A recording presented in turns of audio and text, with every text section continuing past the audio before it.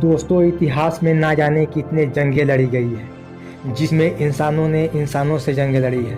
अब तक ना जाने कितने जंग का जिक्र है, लेकिन आपने कभी यह सोचा है कि इंसान और किसी पक्षी का भी जंग हुआ होगा?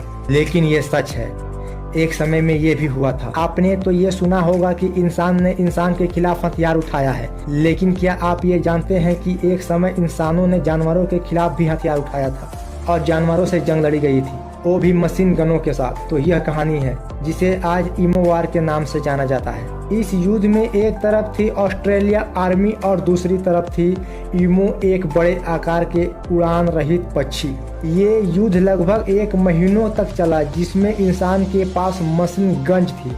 फिर भी जीत हासिल हुई छोटे मगर चालाक ईमो की। चलिए विस्तार से जानते हैं इस अनोखी जंग की पूरी कहानी और समझते हैं कि आखिर ऐसा क्या हुआ था जिसके कारण इंसानों को जानवरों के खिलाफ हथियार उठाना पड़ा।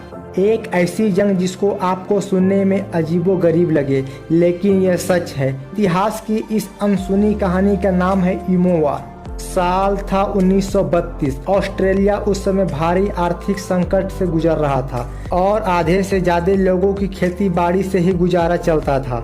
और इसी बीच में अनदेखी आपदा किसानों के साथ आ खड़ी हुई। ऑस्ट्रेलिया के वेस्टर्न हिस्सों में कुछ जमीनें कृषि के योग में थी और इन्हीं जमीनों पर किसानों का जीवन निर्भर करता था। ये आपदा थी हजारों की संख्या में ईमो पक्षी की, जो खेतों को बर्बाद कर रही थी और फसलों को चाट कर जा रहे थे। ईमो कोई साधारण पक्षी नहीं होते, ये बड़े ताकतवर और उड़ान रहित पक्षी होते हैं।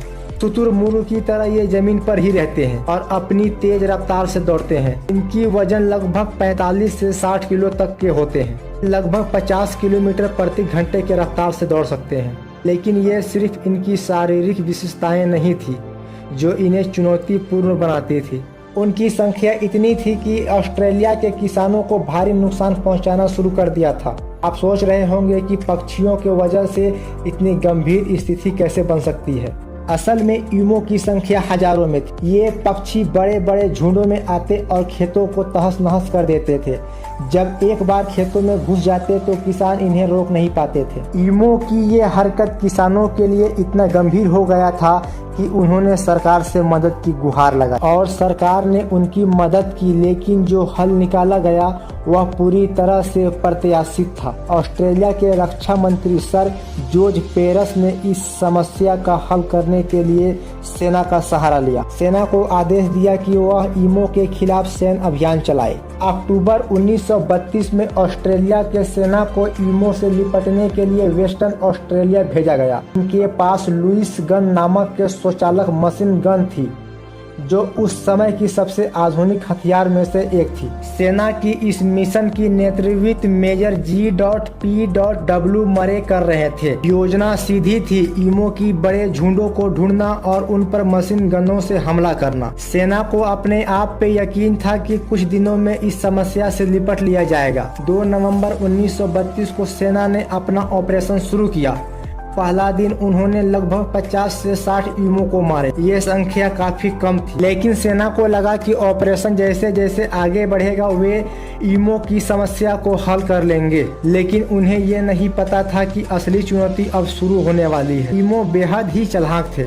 जैसे ही गोलियां चलती वह भागने लगते। उनकी गति इतनी तेज थी कि गोलियां उन्हें निशाना नहीं बना पाती थी। ईमो कई समूह में बंटकर अलग अलग जगहों में भागने लगते, जिससे सैनिकों के लिए उन्हें मारना बहुत मुश्किल हो रहा था। लेकिन आप सोच रहे होंगे कि पक्षी से ऐसी गंभीर स्थिति कैसे बन सकती है। असल में ईमो की संख्या हजारों में थी। ये पक्षी बड़े बड़े झुंडों में आते थे और खेतों को तहस नहस कर देते थे। जब एक बार ये खेतों में घुस जाते तो किसान इन्हें रोक नहीं पाते थे। हर बार सेना ईमो पर गोली चलाती, पर ईमो बच निकलते थे और ये सिलसिला कई दिनों तक चलता रहा। सेना ने कई बार हमले किए, लेकिन ईमो की संख्या घटने के बजाय और बढ़ रहे थे।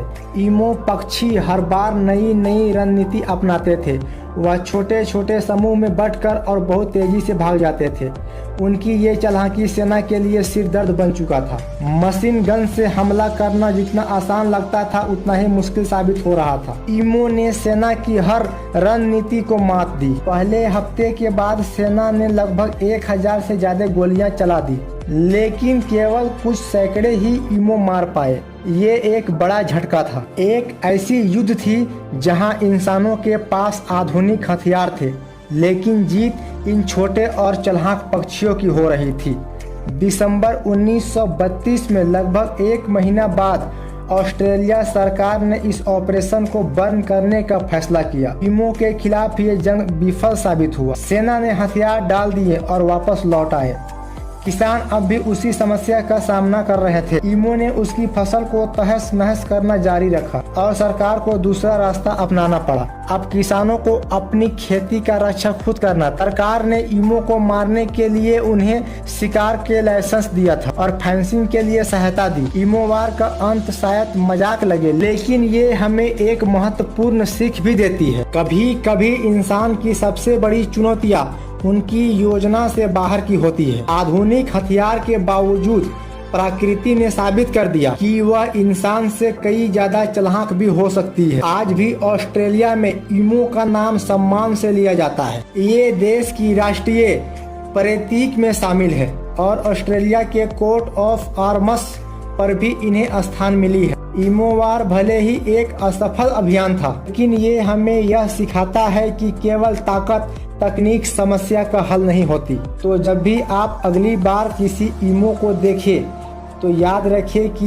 ये वही पक्षी है जिन्होंने इतिहास के पन्नों पर एक अनोखी जंग दर्ज कराई है। वह जंग जिसमें इंसान के पास बड़ी बड़ी मशीन गन थी और जीत हासिल करी इस छोटे और चालाक ईमो ने। अगर आपको ये अनसुनी और अजीबोगरीब कहानी पसंद आए तो वीडियो को लाइक, कमेंट और शेयर करें। और जो भी चैनल पे नए हैं वो चैनल को सब्सक्राइब करें, घंटी के ऑल नोटिफिकेशन ऑन कर दे ताकि ऐसे नए वीडियो आप तक आता रहे। तो चलिए दोस्तों, तब तक के लिए जय हिंद।